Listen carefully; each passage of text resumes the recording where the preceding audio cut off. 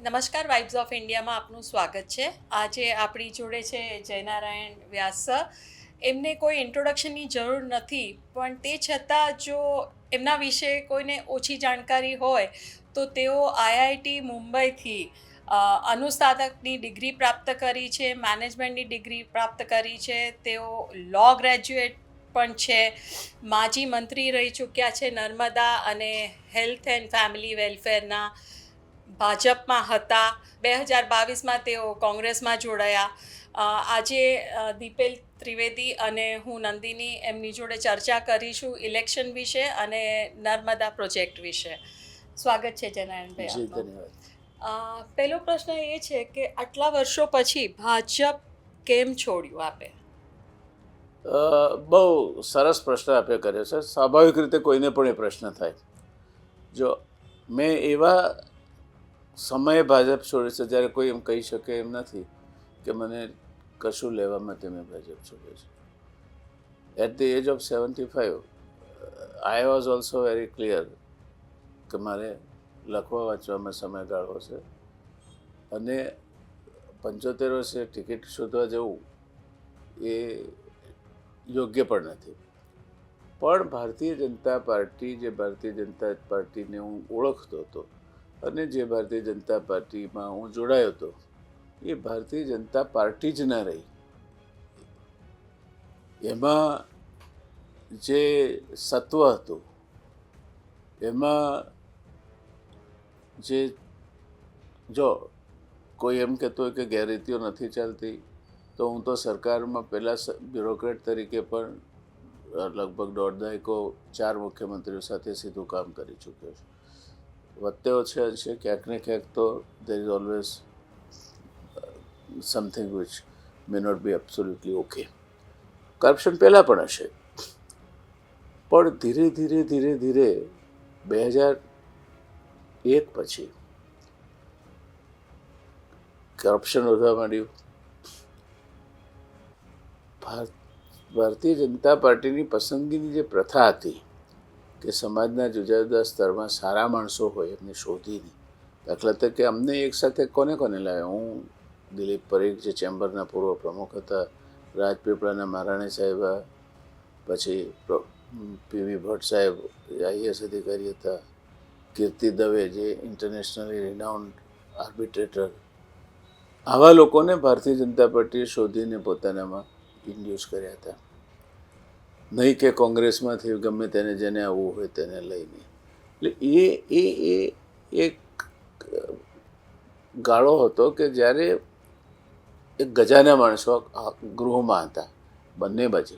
કોંગ્રેસ બાજુ પણ દાદા એટલે મનોહરસિંહજીથી માંડીને અનેક દિગ્ગજો હતા, કમિટેડ માણસો હતા. પ્રજાજીવનને ભલે કરમસિંહભાઈ ભણ્યા ઓછું હોય, પણ એમ પ્રજાજીવન માટેનું કમિટમેન્ટ બાબતમાં કોઈ બેમત ન હોઈ શકે.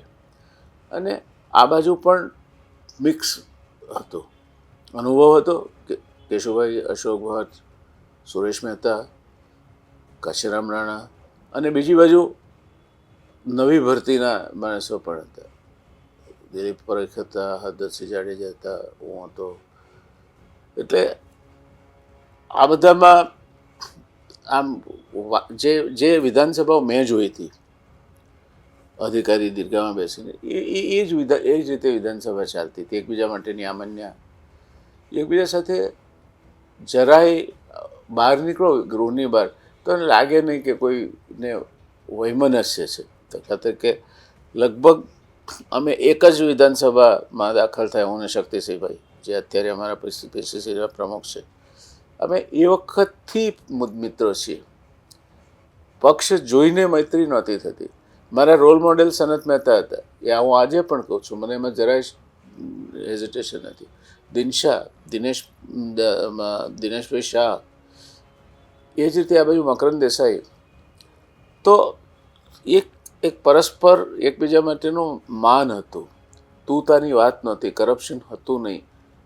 અને કદાચ ક્યાંક કોઈક સ્ખલન થયું હશે, કોઈનું મને ખબર નથી, મારા જાણવા તો આવ્યું નથી, પણ ચારિત્ર સ્ખલન તો ક્યાંય રેર ફિનોમિના ગણાતી હતી. બદલાયું બધું, અને બદલાયું એટલે ઘૂંટણ થવા માંડી. સ્વભાવગત રીતે હું મારી લાગણીઓ અને વિચારો નહીં છુપાવી શકનાર માણસ છું. પરિણામોનો વિચાર નહીં કરનાર માણસ છું. એટલે મેં નિર્ણય કર્યો કે આપણે ભારતીય જનતા પાર્ટીને રામ રામ કરો. કોઈ પાર્ટીમાં જ રહેવું છે તો નેશનલ પાર્ટી કઈ બીજી, કોંગ્રેસ છે તો ચાલો કોંગ્રેસમાં. અને ગમે તે ગણો તમે એને, કોઈ અંધશ્રદ્ધા ગણો કે ગમે તે. હું જ્યારે ભારતીય જનતા પાર્ટીમાં જોડાયો ત્યારે ભારતીય જનતા પાર્ટીનું સાવ મંદીમાં ચાલતો હતો છે. બે જ MP હતા. મને પત્રકાર મિત્રોએ મને પૂછ્યું કોંગ્રેસ જોઈ કરીને પછી મળ્યા ત્યારે કે તમને કોંગ્રેસ તો ડૂબી રહી છે, તમે એમાં કેમ જોડાય? મેં કહું હવે એનો ઉદય થશે. અને આઈ એમ હેપી કે આજે એ વાત સાચી પડી છે.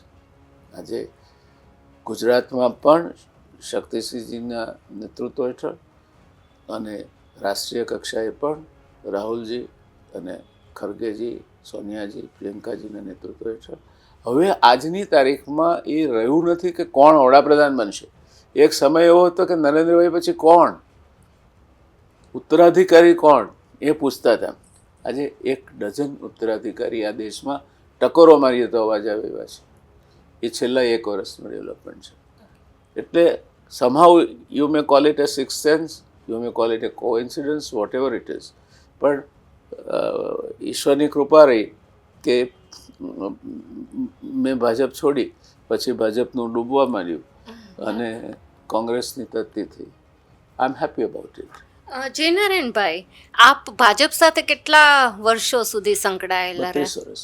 32 વર્ષ. 32 વર્ષ. ઓકે.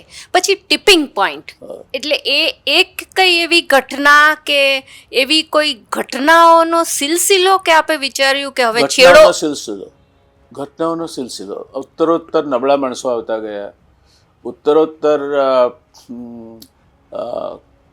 કાસ્ટ ઇમ્પોર્ટન્ટ બનતી ગઈ, ઉત્તરોત્તર મેરિટ એ ડિસ્કોલિફિકેશન ગણવા માંડ્યું, ઉત્તરોત્તર હજુરીવાળા માણસો, ઉત્તરોત્તર પૈસાનું પ્રભુત્વ વધવા માંડ્યું. It was A time phenomena. This all happened over a period of time. અને એક જો મારા મત પ્રમાણે ટર્નિંગ પોઈન્ટ હોય ને, તો જે કોંગ્રેસનું ટર્નિંગ પોઈન્ટ હતું એ આજે ભાજપનું ટર્નિંગ પોઈન્ટ બની રહ્યું છે. કોંગ્રેસે શું કર્યું? માધવસિંહભાઈ 149 સીટ લઈને ચૂંટાયા. એ વખતે એમણે ઇન્દિરાજીનો એમના પર પૂરો વિશ્વાસ હતો, તો પોતાના જે લાગતું હતું કે કેબિનેટમાં એમને આંખમાં આંખ નાખીને પ્રશ્ન પૂછી શકે એવાની ટિકિટ જ નહીં આપી. સનતભાઈને નહીં આપી, મનોહરસિંહજીને નહીં આપી, હરિહર ખંભોળિયાને નહીં આપી, જસવંતસિંહ દાનસિંહ ચૌહાણને નહીં આપી, સીડી પટેલને નહીં આપી, કેટલાકના કિસ્સાઓ તેમની પત્નીઓને આપી, મા શ્વેતા ચૌહાણને આપી, કુસુમબેનને આપી. આ જ મોડસ ઓપરેન્ડી એક્ઝેક્ટ. એટલે જ્યારે માધવસિંહભાઈ જવાનું થયું ત્યારે મેન્ટલ ફેલોન Amarsinhbhai Chaudhari, who was the weakest chief minister Congress ever had, and he presided over the liquidation of the party. Similarly, over a period of time, A party જે સામૂહિક નિર્ણયો લેતી હતી, પાર્ટી જેમાં દરેકના માટે આવકાર હતો, અને કાડર બેઝડ પાર્ટી. આટલી કાડર બેઝ નહીં કહું, એવી એક ગેરમાન્યતા છે. કોઈ કાડર નહોતી. એ RSSમાંથી ઉછીને લીધેલો શબ્દ છે. અને હવે તો નડ્ડાએ આજે ક્લિયર કરી દીધું છે કે RSS અને ભાજપને કઈ એકબીજાની જરૂર નથી, છૂટાછેડા થઈ ગયા છે. એકબીજામાં એક કાર્યકર મારો દોડતો હતો, કારણ કે કાર્યકરને લાવીને અમે નર્સ કરીને એનું પ્લાનિંગ કરતા હતા કે ભાઈ આગળ જતાં તાલુકા પ્રમુખ બનશે, આગળ જતાં આ બનશે, આગળ જતાં આ બનશે, એમ એનું પ્લાનિંગ થતું હતું. 2-4 જણા હોય એમાંથી એકાદ જણ પછી એમાંથી સિલેક્ટ થાય. આજે તો સીધા આવે છે, અમુકનો દીકરો એટલે યુવા ભાજપનો પ્રમુખ બનવો જોઈએ. આજે નથી. અમુક વ્યક્તિ એટલે અમુક થવી જોઈએ. એટલે એ જે ભાજપમાં પરિવર્તન આવ્યું ને, એકાધિકારવાદ આવ્યો. હવે માની નરેન્દ્રભાઈ બીજા 100 વર્ષ જીવે, એમાં કંઈ મને કંઈ ખોટ જવાની નથી. હું એમનો હિતેચ્છુ છું. અને પુત્રાત શિષ્યાથી છેદ પરાજય, તો મારી પાસે શીખ્યા છે એવું એમણે કબૂલ કર્યું છે. એમના ભાગ્યે જ નરેન્દ્રભાઈ એવી કબૂલાત આપે, પણ કોઈ અજાણપણોમાં એવું એમની સ્પીચમાં બોલી ગયા છે. એટલે નરેન્દ્રભાઈ ફૂલે ફાલે રાજી છે આપણે. અમિતભાઈ તો 8-10 વર્ષ સુધી તો એકદમ ક્લોઝ મિત્ર તરીકે મારી ઓફિસમાં આવવા જવાના એમના સંબંધો, અખિલ ભારતીય વિદ્યાર્થી પરિષદના કાર્યકર તરીકે. આજે દેશના ગૃહમંત્રી, ગૌરવ છે આપણને. પણ વડના ઝાડ નીચે કશું જ ના ઉગે કેમ નહીં સમજાતું એ લોકોને. અને હર્બર્ટ સ્પેન્સરે ખૂબ જ સાચું કહ્યું છે કે ઇતિહાસની જો કોઈ મોટામાં મોટો પદાર્થ પાઠ હોય તો એ છે કે માણસ ઇતિહાસમાંથી કશું શીખતો નથી. જે સ્થિતિએ કોંગ્રેસને મૃતપ્રાય કરી નાખી અને એને ઉઠતા હજુ કળ નથી ઓળી, એ સ્થિતિ ભારતીય જનતા પાર્ટી માટે ઊભી થઈ છે. આજે મને આપ કહો, આપણે ગુજરાતમાં છે એક ચહેરો કે જેના નામ નીચે ગુજરાતમાં ચૂંટણી લડી શકાય. નગરપાલિકાની ચૂંટણીમાં તમારે નરેન્દ્રની ક્લિપ લાવવી પડે. તમે જ્યારે મત આપો છો ત્યારે કમળને મત આપો છો, મને મત આપો છો, ઉમેદવારને ના જોશો. આ હદ સુધી પાર્ટી ડિજનરેટ થાય તો એનું ભવિષ્ય અંધકારમય છે. નરેન્દ્રભાઈનું નેતૃત્વ કે એકાધિકારવાદ તૂટ્યો.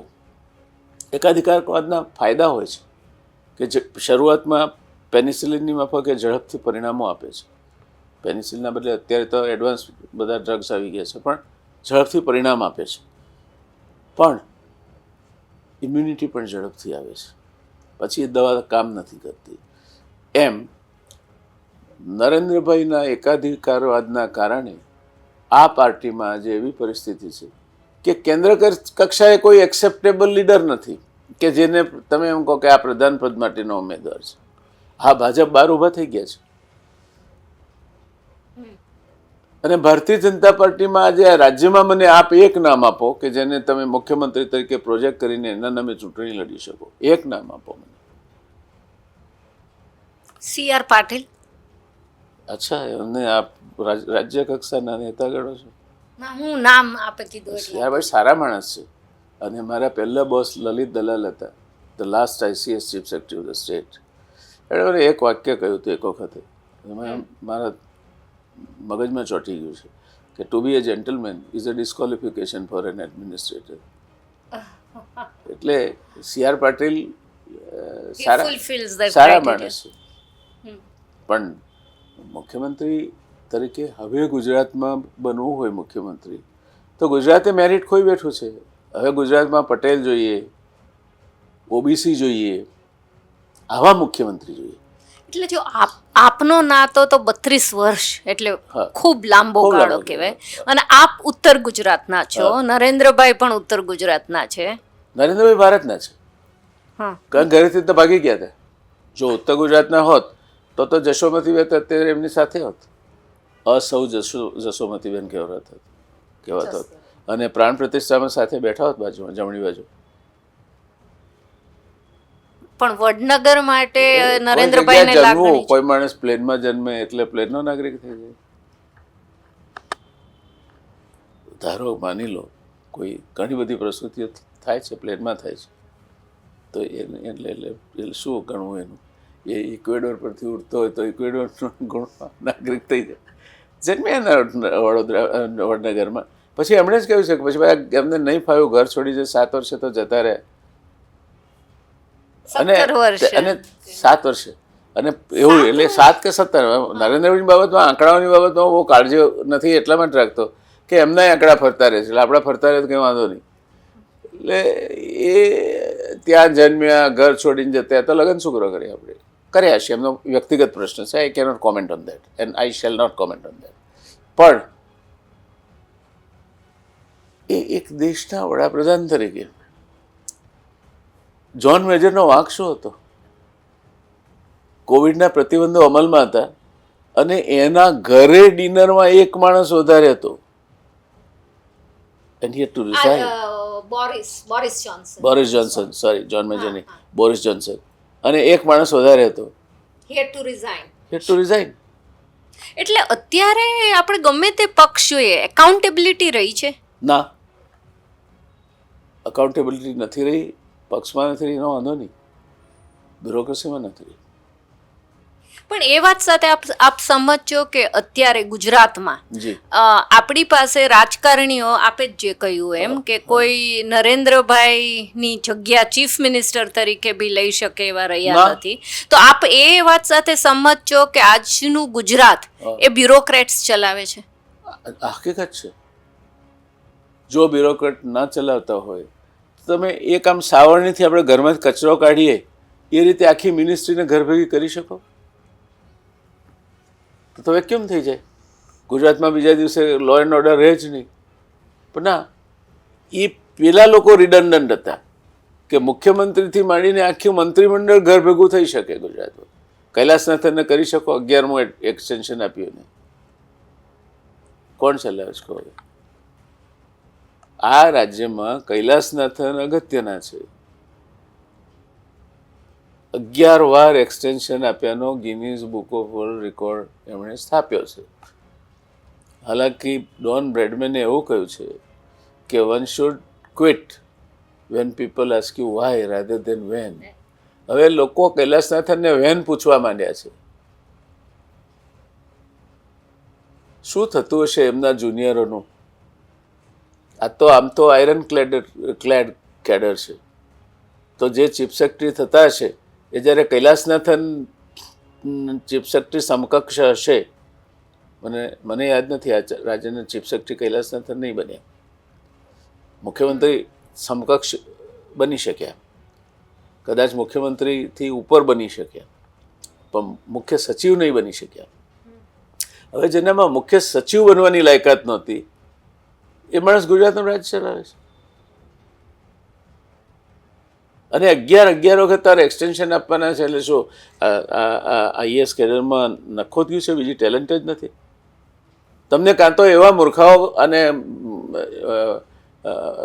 બ્રાટ મળે છે રાજીવ ગુપ્તા જેવા કે જે એમ કે તમારે કોવિડની હોસ્પિટલમાં દાખલ થવું હોય તો 108માં જવાનું.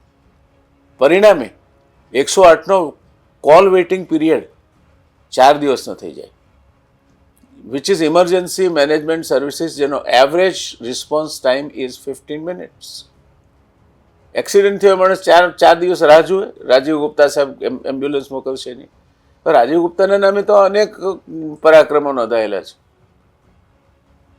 આ ક્વોલિટીની બ્યુરોક્રેસી આપણે પનપવા દીધી. Arrogant, brat, corrupt, characterless. ગણે છે કોણ? મંત્રીઓને કોણ ગણે છે? મને હમણાં તો એવી માહિતી મળી છે કોઈ 2 મંત્રીઓ પાસે લખિત આપી દેવામાં આવ્યું છે એમના સચિવોને કે મંત્રી તરીકેના અમારા પાવર અમે તમને ડેલિગેટ કરીએ છીએ. તો આ કઈ જાતનું તમારું સક્સેશન પ્લાનિંગ ને કઈ જાતનું ડેવલપમેન્ટ તમારું? એટલે ગુજરાતમાં મને લાગ્યું કે હવે ઘણું થયું. અને I could not have become one of them કે જે મારે કોઈ સ્વાર્થ તો હતો નહીં. હું 15 વર્ષ બ્યુરોક્રેટ રહ્યો, એમાં 4 મુખ્યમંત્રી સાથે કામ કર્યું. માધવસિંહભાઈના વખતમાં તો એવું હતું કે અમુક સેન્સિટિવ ફાઇલ હોય કે એમની સ્પીચની ઇમ્પોર્ટન્ટ સ્પીચની ફાઇલો હું જોઉં નહીં ત્યાં સુધી માધવસિંહભાઈ જતી નહોતી. એટલો વિશ્વાસ એમના મારા પર હતો. છતાં આખા ગુજરાતમાંથી કોઈ એવો તમને એક માણસ શોધી આપો જાય એવું કે જયનારાયણ વ્યાસને અમે ચાનો પાલો પાડ્યો છે. આવા 4-5 માણસ તો હોવા જોઈએ. બબી જશભાઈ હતા, દિનેશ શાહ હતા, મકરંદ દેસાઈ હતા. આજે સુરેશ મહેતા માટે પણ હું કહી શકું કે એ છે. ક્યાં છે બાકી? કહાં ગયો લોગ? બધો જ વ્યવહાર પૈસેથી, અને પૈસે પણ કેટલા મોંઘા થઈ ગયા. જે કામ 50 રૂપિયામાં થતું હતું એના 5000 બોલાય છે અત્યારે. એટલે આખું વ્યવસ્થા છેલ્લા 10 વર્ષમાં દેશની અને રાજ્યની બદલાઈ છે. જેને you are the government in waiting અને તમે સ્વતંત્ર રીતે કામ કરશો, તમને કોઈ તમારું માન જળવાશે, તમને કોઈ ડિસ્ટર્બ નહીં કરશે, વગેરે વગેરે વાતો અને વચનો આપીને સરદાર વલ્લભભાઈ પટેલે એ આઈસીએસને રાખ્યા હતા, એ જરૂરી હતું. આજે આઈએએસને હું ગમ્મતમાં કહું છું કે ઇન્ડિયન એડમિનિસ્ટ્રેટિવ સર્વિસીસના બદલે under this governments they have become I am sorry service. એ કોઈ પણ વિકાસ કરવો હોય કોઈ રાજ્યનો તો 3 વસ્તુ જોઈએ. આજે we are in the era of technology. હવે આર્ટિફિશિયલ ઇન્ટેલિજન્સનો 40મો હપ્તો ચાલે છે અત્યારે, 40th step. You need technology. Alvin Toffler has said that knowledge will be the power and who has earliest access to the knowledge shall be the most powerful. એટલે technology જોઈએ. Technology પર સે કામમાં ના આવે, એટલે એને ટ્રાન્સફોર્મ કરી અને જનહિતમાં વાપરવા માટે ક્યાંક તમારે એડમિનિસ્ટ્રેટર તરીકે એન વિઠ્ઠલ જેવો માણસ જોઈએ કે જેણે સામપુત્રોડ ટેલિકોમ રિવોલ્યુશનને રિયાલિટી બનાવ્યું, કે વર્ગીસ કુરિયન જોઈએ કે જેણે ખખડધજ ક્રીમરીમાંથી આગળ વધીને અમૂલનું સર્જન કર્યું. You need technocrats, you need administrators, પણ આ બંનેને સાથે you need politicians. TAP politicians એના માટે કે આમના રસ્તામાં જે કાયદા આવતા હોય અને વ્યાજબી રીતે આર્કેક થઈ ગયા, જૂના થઈ ગયા, એ બદલવા માટે. આ TA અને P ટેપ ભેગા થાય ત્યારે પેટ ઓફ ડેવલપમેન્ટ ટેક્સ પ્લેસ. કોઈ એક ફેક્ટરથી ડેવલપમેન્ટ થતું નથી. તમારી પાસે તમારે હરિયાળી ક્રાંતિ કરવી હોય તો ડૉક્ટર સ્વામિનાથન જોઈએ, જ્હોન બોરલોગ જોઈએ. શ્વેત ક્રાંતિ કરવી હોય તો ત્રિભુવનદાસ પટેલ જોઈએ, વર્ગીસ કુરિયન જોઈએ, દલાયા જોઈએ. દલાયાનું તો વિસરાઈ જ ગયું છે ને, પણ દલાયા જોઈએ. દરેક જગ્યાએ તમે આજે વિક્રમ સારાભાઈ જે કંઈ સ્થાપીને ગયા, પછી જો વૈજ્ઞાનિકોના બદલે બધા એડમિનિસ્ટ્રેટર જ ત્યાં મૂક્યા હોત તો શું થયું? શક્ય નથી. હજુ સુધી ભગવાનની દયા રહી છે કે ફિઝિકલ રિસર્ચ લેબોરેટરી કે સ્પેસ એપ્લિકેશન સેન્ટર જેવી સંસ્થાઓ રાજનીતિથી પર રહી છે અને સાચા અર્થમાં જેને કહેવાય વૈજ્ઞાનિકો એવાનું ચલણ ત્યાં રહ્યું. તો સાચા અર્થમાં જેને એડમિનિસ્ટ્રેટર કહેવાય, અમારા HKL કપૂર સાહેબ હતા the longest serving chief secretary at that time. તેને એક વખત માધવસિંહભાઈને એમને સારું બનતું હતું, ટ્યુનિંગ સારું હતું. ગમતમાં કહ્યું, કપૂર તમે તો 5:30 પછી જશો ને? કે હા, હું સર નીકળી જઈશ 5:30. રોજ જતા રહો છો, પછી કોક વખતે કંઈ ઇમરજન્સી ઊભી થાય તો અમારે શું કરવાનું? એને બહુ ખુલ્લી જવાબ, સર હું 5:30 જાઉં છું, હું બ્રિજ રમું છું, મારું ટેબલ 6:30 લાગે છે અને આ મારો નિત્યક્રમ છે. And sir rest assured my officers are capable of taking care of any contingency. એ ક્યારે માણસ કામ લઈ શકે? એ HKL કપૂર જ્યારે મેં એ વખતના જાયન્ટ પર્સનાલિટી એડમિનિસ્ટ્રેટિવ રિફોર્મ્સ કમિશનના ચેરમેન LK ઝાને મારે અહીંથી એસ્કોર્ટ કરીને લઈ જવા હતા ગવર્નર એનેક્સે શાહીબાગથી. એણે મને સૂચના આપી હતી કે હું 5 વાગે exact પહોંચીશ. Shah should not reach there before that, otherwise I will be a bad host. મારી કમનસીબી કે મેં ટાઈમ કેલ્ક્યુલેટ કર્યો બધું. આમ જે પહેલાં જૂનો સાબરમતીનો પેલી લાઇનની બાજુમાં થઈને રસ્તો જતો ત્યારે, હવે એના એક જ દાડા પહેલાં ઇન્દિરા બ્રિજનું ઇનોગ્રેશન થઈ ગયું. એટલે પોલીસે તો ગાડી ધમધમાટ કરતી બ્રિજ પરથી લીધી. એટલે આપ જલ્દી પહોંચી ગયા? નહીં પહોંચે જલ્દી. ઓકે. અમે પહોંચવા થયા ત્યાં સુધીમાં અમને તાલીમ મળી હતી એટલી કે અમે વિચાર્યું કે શું કરવું. And I told LK Jha very politely that, sir, Gandhinagar is known as the greenest capital of India. There are some excellent architectural buildings also, like our assembly and Sachivalaya. I have purposely kept few minutes for your just going around the... Yes, young man, we shall. અરે બરાબર 5 ને 2 મિનિટે એમને circuit house ગાંધીનગરમાં લઈ જઈને ઉભા. Because I consider one of the part of my development is because of the bureaucrats like Dalal Sahib or M.G. Shah or Subhendu Ghosh or H.R. Patankar or V.B. Iswaran, S.K. Shelat, Ann Vittal. Yes. Either I work as their colleagues or they were my bosses. First, I was molded by my teachers and then by my administrative bosses. This is what made Jainarayan Vyas. એટલે અત્યારે ક્યાં છે આ બધું? વહીવટીતંત્રમાં પણ આ મર્યાદાઓ રહી નથી. કારણ ટેકનોલોજીનો ઉપયોગ કરાય, દુરુપયોગ ન કરાય. અમારા વખતમાં હું સીધો લેટરલ એન્ટ્રી હતી મારી જીઆઈડીસીમાં, અને પછી ત્યાંથી ઇન્ડેક્સના મેનેજિંગ ડિરેક્ટર તરીકે, which was a secretary's post. એટલે હું 30 વર્ષે લગભગ સેક્રેટરી બન્યો, secretary to the state government, which even for IAS was not possible. ઘણા બધા લોકોને આઈએએસમાં પણ કદાચ તકલીફ થઈ હશે, પણ એ બન્યા પછી હું પાર પડ્યો એ આ ટ્રેનિંગના કારણે. Otherwise I would have miserably failed.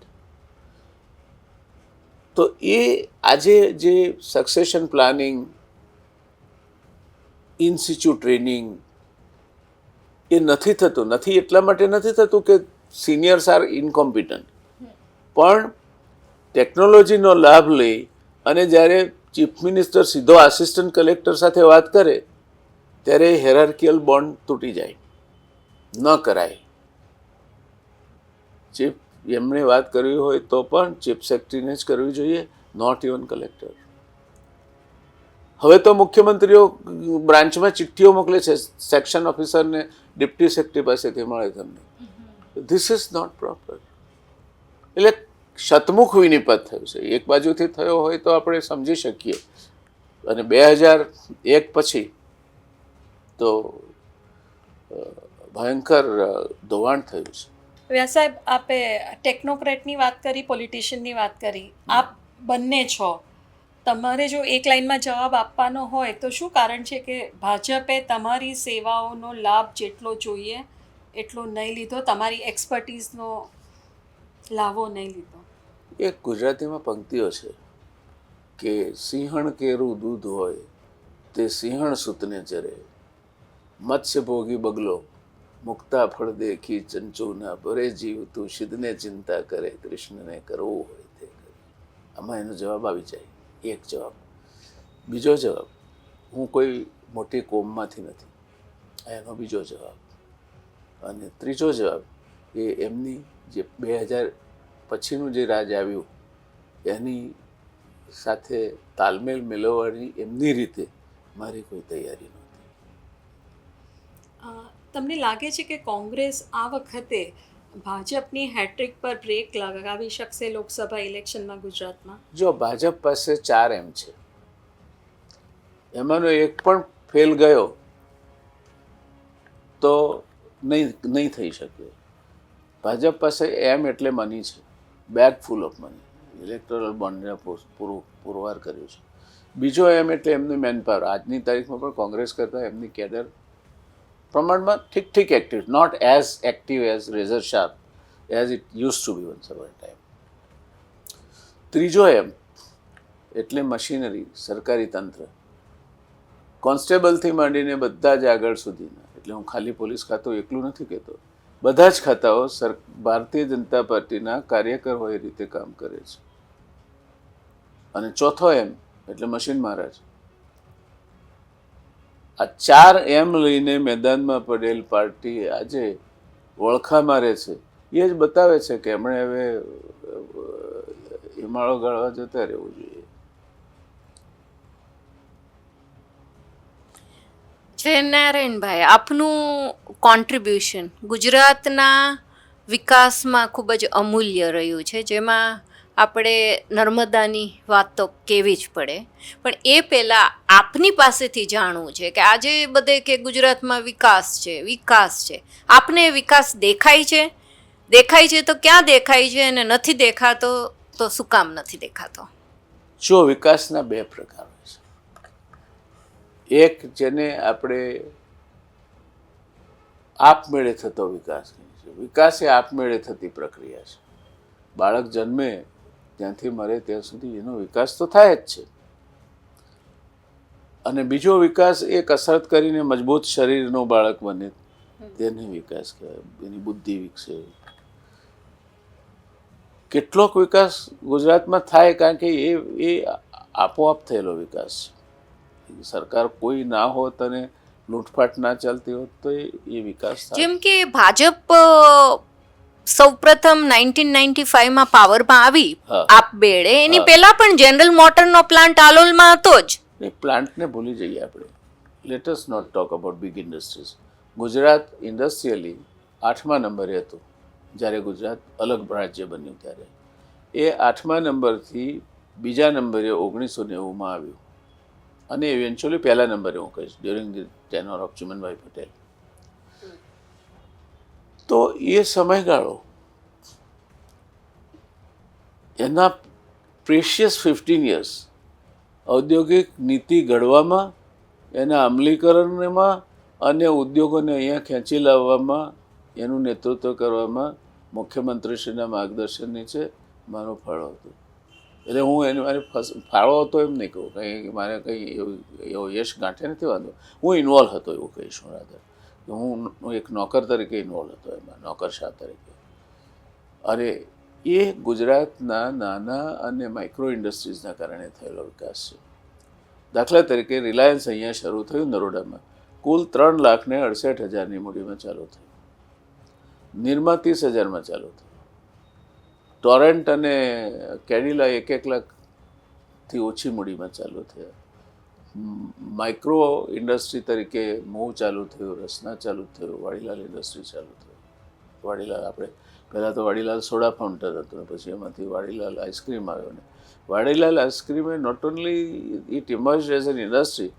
એણે આઈસ્ક્રીમ શિયાળામાં ખાવાથી શરદી થાય છે એ આખી માન્યતા બદલવાનું કામ કર્યું અને establish that ice cream is A food. આ બધો જે વિકાસ થયો એના પાછળ નાના નાના ગુજરાતીઓ કારણભૂત છે.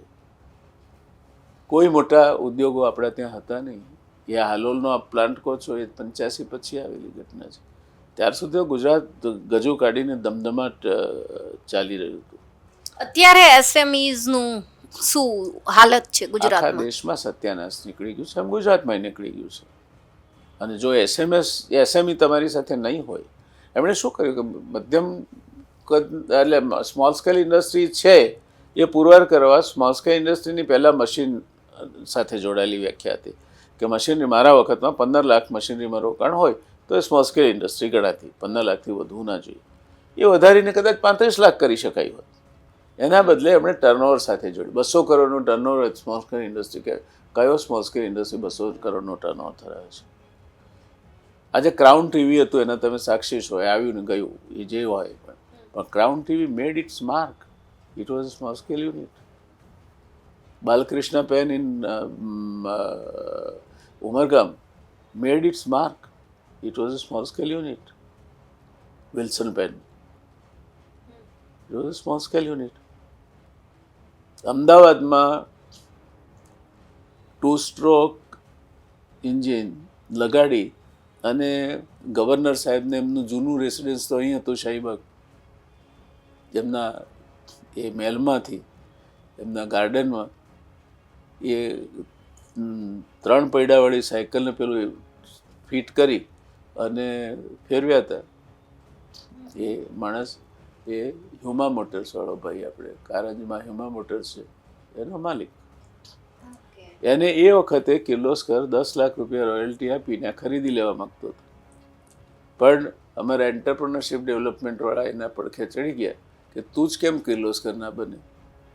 એટલે એણે હ્યુમા મોપેડ્સ કરીને યુનિટ ચાલુ કર્યું અને એમાં એન્સિલરી યુનિટોને એન્કરેજ કર્યા કે એક યુનિટ મડગાડ બનાવે, એક બ્રેક બનાવે, એક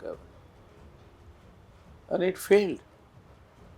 કારણ કે સમયમાં આવે જ નહીં, ડિમાન્ડ નહોતી એવું તો હતું જ નહીં. એ વખતે વેસ્પાનો વેઇટિંગ પીરિયડ 14 વર્ષનો ચાલતો હતો અને લેમ્બ્રેટાનો 12 વર્ષનો ચાલતો હતો.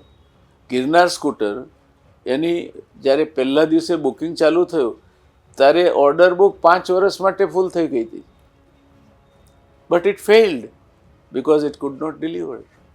અને બીજું એની પાસે ડાઉન ધ લાઇન મેન્ટેનન્સની વ્યવસ્થા નથી, એના સ્પેર પાર્ટ્સ ના મળે. ગિરનાર પરથી તમે પડો તો રિપેર કરવા ક્યાં જવું એ પ્રશ્ન થાય, એટલે ઇટ ફેઇલ્ડ. પછી જીએનએફસી એક્વાયર્ડ ઇટ એની took it to Valia side, અને ત્યાં આદિવાસીઓએ બાળી નાખ્યું unit, and that was an end of Girnar. Pinball manufacturing company Jawahar Mehta, એ એક નાનકડી શરૂઆત હતી, but it did not work because it was ahead of time. પણ Rajubhai Shroff, United Phosphorus started as a small scale unit. Today it is a multinational having factories in 17 countries. That is also a crop that came in એટલે Gujarat. Vikas is not a post 2002 concept.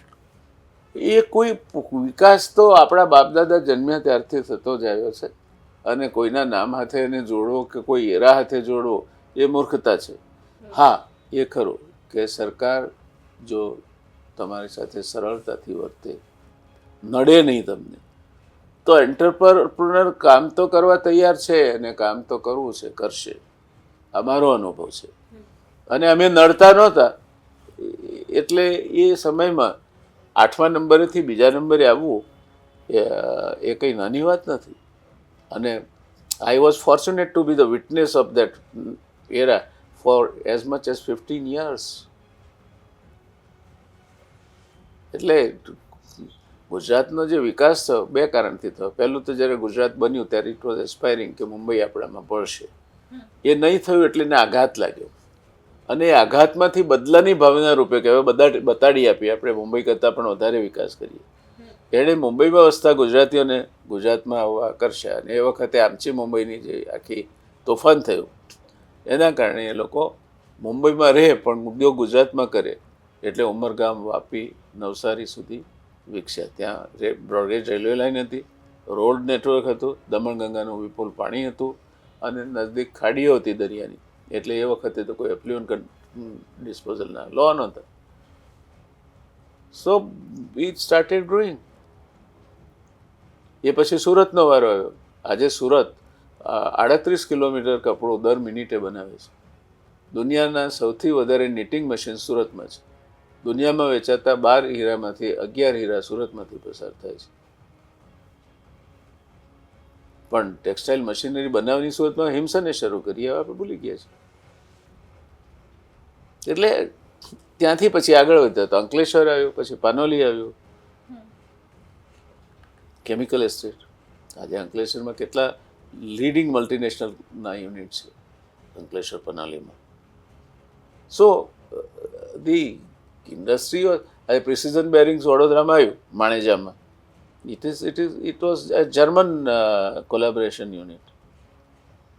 And I am proud that I have constructed part of their building as a civil engineer when I was on my own. So વિકાસને વેગ જો મળ્યો હોય અને વિકાસલક્ષી નીતિઓ રહી હોય તો એ ગાળો એ હું કહીશ, ચોક્કસ કહીશ. તમે નહીં માનો, હું એક પેપર કટિંગ આપને આપીશ. મેં રિલાયન્સને અકલ્પ કહી શકાય તે રીતે મંજૂરીનો કાગળ અડધા કલાકમાં એક્રોસ ધ ટેબલ સુરતમાં આપ્યો હતો. That was the first unit which came of that magnitude and last unit that came with that magnitude. આ ગોલ્ડ જે બધા જે તાઇફા થાય છે એનાથી કોઈ એવડું યુનિટ આવ્યું નથી. 5,000 કરોડથી વધારે એનું યુનિટ કોઈ આવ્યું હોય તો મારા ખ્યાલમાં નથી.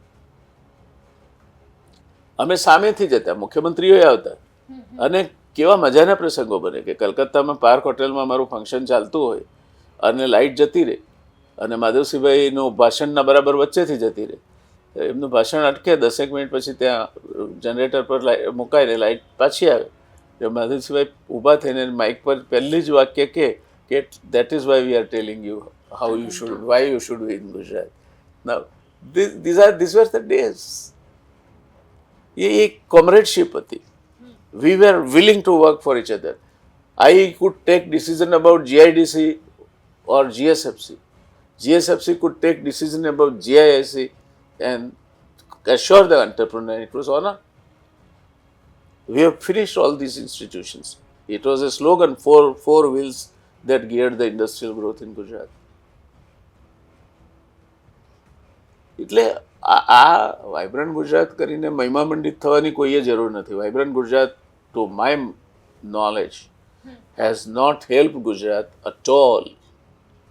આ એક્સ્ટ્રીમ સ્ટેટમેન્ટ છે. કદાચ 10-20% એને ફાયદો કર્યો હોય તો સરકાર શોધીને બતાવશે.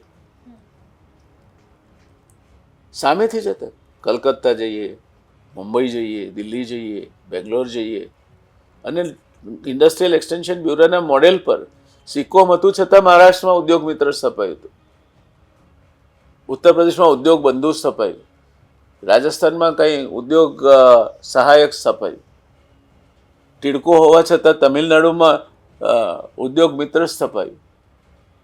They were copying Gujarat.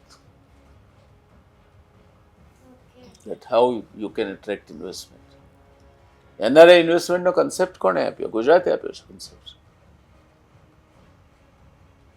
Rightly સો, કારણ કે મોટાભાગની NRI પબ્લિક ત્યાં છે એમાં ઘણા ગુજરાતી છે.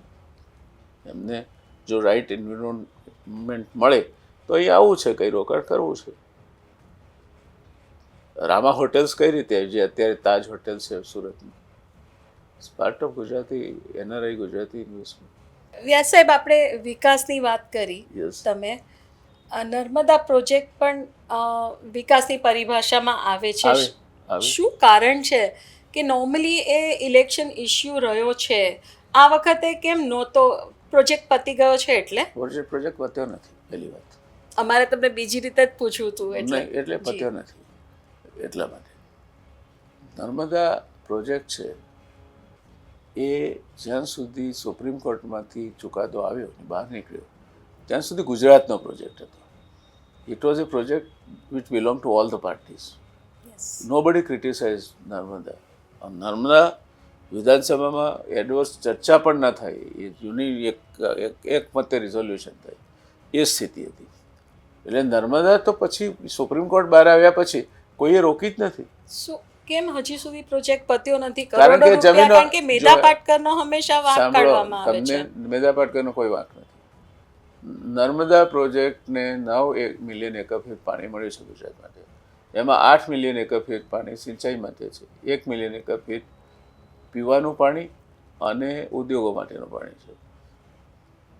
એમાંથી 0.8 મિલિયન એકર ફીટ 14,000 ગામડા અને 13 શહેરી વિસ્તારોને પીવા માટેનું પાણી છે.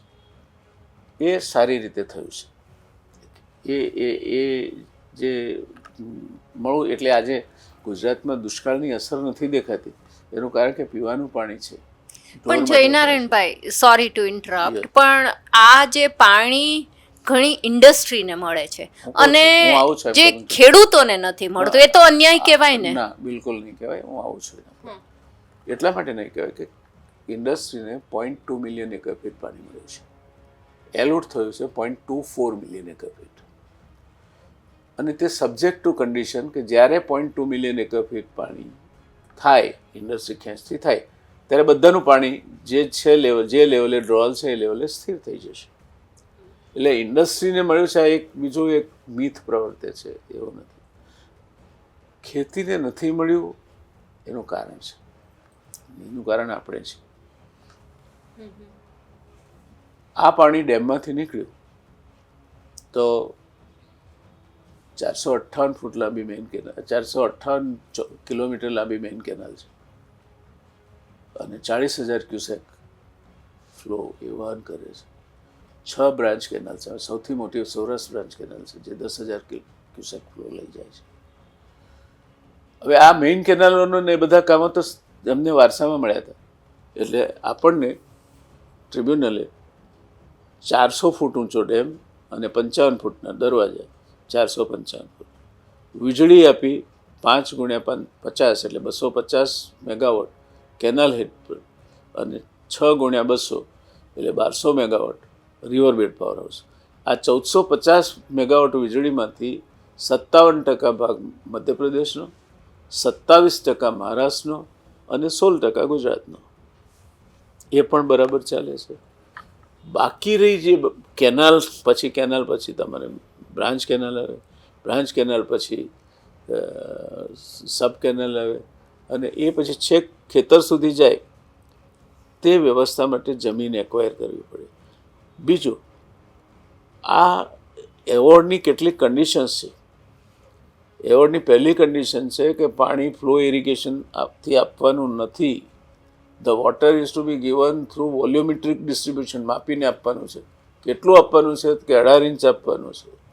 કોને નથી આપવાનું તો કે શેરડી અને ડાંગરને નથી આપવાનું. કમાન્ડ એરિયા બહાર નથી આપવાનું. જે ઉપયોગો કમાન્ડ એરિયામાં કરવાના છે, જે લિસ્ટેડ છે એવોર્ડમાં, એ ઉપયોગ છે, બીજા ઉપયોગ માટે નથી આપવાનું. આ બધા આપણે વાયોલેટ કર્યા. જમીનો એક્વાયર કરી શક્યા નહીં. એવોર્ડ એવું કહે છે કે તમારે પિયત મંડળીઓ સ્થાપવાની છે, પિયત મંડળીને પાણી આપવાનું છે. પછી પિયત મંડળી પોતાની મરજીમાં આવે તેમ વાપરે. કોઈ ખેડૂતને ઉનાળામાં પાણી જોઈતું તો ઉનાળામાં વાપરે એનો શેર, પણ પિયત મંડળીને આપવાનું ને, પિયત મંડળી એના ડિસ્ટ્રીબ્યુશન માટે જવાબદાર. પછી જે કમાન્ડ એરિયામાં પાણી જાય એટલે ભેજ ઊંચો આવે, એટલે વોટર લોગિંગ ના થઈ જાય એટલા માટે ત્યાં રિવર્સ બોર કરી અને એ પાછું પાણી પંપ કરીને કેનાલમાં નાખવાનું છે. તો જ તમને 9 મિલિયન 8 મિલિયન એકર ફીટ પાણી મળે, નહીં તો નહીં મળે. આમાંનું એક પણ આપણે કર્યું નથી. રાજસ્થાને 1.5 મિલિયન એકર ફીટ પાણી મળ્યું. એ 1.5 મિલિયન એકર ફીટમાં એણે ફરજિયાત કર્યું કે નર્મદાનું પાણી જોઈતું હોય તો તમારે માઇક્રો ઇરિગેશન કરવું જ પડે, નહીં તો નહીં મળે. As a result 1.5 million acre ફીટમાંથી રાજસ્થાને 2.5 લાખ એકર જમીનને પાણી આપ્યું. એ સ્ટાન્ડર્ડ પ્રમાણે આપણે જઈએ તો 1.5 મિલિયન એકર ફીટના 16 ગણા એટલે 8 મિલિયન એકર ફીટ થાય. તો એણે જે પાણી આપ્યું 2.5 લાખ એકરને, એના બદલે આપણે અત્યારે 20 લાખ એકર કરતાં વધારે, ઇવેન્ચ્યુઅલી 30 થી 35 લાખ એકર જમીનને પાણી આપતા હોત. એના બદલે આપણે છેતરપિંડી કરીને આંકડા 8-10 લાખના આપીએ છીએ. એટલે we have messed it up. We have messed it up in more than one ways. અને let me tell you on record કે આ એવોર્ડની એક જોગવાઈ છે 45 વર્ષ સુધી એને ખોલાય નહીં. હવે 2025માં એ પૂરું થશે. And when it is open four re-adjudication, Gujarat is bound to face a hell lot of problem. And I shall not be surprised if still they don't wake up and do their homework and prepare their reports, explaining why they are not able to use the water allocated to them as per and why they have violated the award terms. Gujarat will lose the water. પણ આજે છે 2025માં પણ નરેન્દ્રભાઈની જ સરકાર હોય તેવું લાગે છે, અને અત્યારે એટલે એ ઇન્ફ્લુઅન્સ બી કરી શકે ને ગુજરાતના ફેવરમાં. હા, કરી શકે ને. તો બાકીના મધ્યપ્રદેશને એનું પાણી ધારે તો મધ્યપ્રદેશ પાસે 18.5 મિલિયન એકર ફીટ પાણી એ ગુજરાતને આપી દઈ શકે. નર્મદા વિશેનું અજ્ઞાન તો એટલું વ્યાપક છે. નર્મદા બંધ ભરાયો આખો ત્યારે એક મુખ્યમંત્રી છે જુનાગઢથી હેલિકોપ્ટરમાં ઉડીને દરવાજા લાગ્યા એને એની પૂજન કરવા પહોંચ્યા હતા. અને પછી એવડે ભરાયો તો કહેલું કે હવે ગુજરાતમાં પાણીનો કોઈ પ્રશ્ન રહેશે નહીં. હવે સમજતા નથી કે આખો બંધ ભરાય અને ઓવરફ્લો થાય તો પણ આપણને પાણી મળ્યું છે એનું માત્ર 52% પાણી જ આપણે વાપરી શકીએ. બાકીનું તો મધ્યપ્રદેશમાં જે પાવર ડેમ્સ છે એનું જે ટ્રિકલ આવે ડ્યુરિંગ ધ યર તે પાણી આપણને મળે તો આપણે વાપરી શકીએ. 2 prime ministers Gujarat should be grateful for. One is Devegowda, who gave the arbitrators award. No other prime minister did that. If it was not done, then Supreme Court would not have given the judgment. Another is Manmohan Singh. But then, no, we don't want to know. हम इतने निर्माल्य और निर्मोही भी न हो जाए कि अच्छे कामों को भी हम याद न करें और भूल जाए. जो हुआ है आपके टाइम में उसकी क्रेडिट देनी चाहिए. ठीक है, आप वाइब्रेंट गुजरात अच्छा चल रहा है, करो, हमें कोई निस्बत नहीं। मैं गुजरात एक नंबर पे तो आ चुका था 1991 में, अब कौन सा एक नंबर से आगे का नंबर आपको लाना है? જયનારાયણભાઈએ આજે આપણને પોલિટિક્સ વિશે, ગુજરાતના પોલિટિક્સ વિશે, ભાજપ, કોંગ્રેસ, પછી બ્યુરોક્રેસી વિશે અને ગુજરાતમાં ઇન્ડસ્ટ્રીઝ કઈ રીતે સ્થપાઈ, હંમેશા ગુજરાત અગ્રસર રહ્યું છે એની બધી માહિતી આપી. આઈ એમ શ્યોર ઘણા બધા લોકોને આ વિશે માહિતી નહીં હશે. Thank you Jaynarayanbhai, vibes of My pleasure. વાત કરવા બદલ થેન્ક યુ.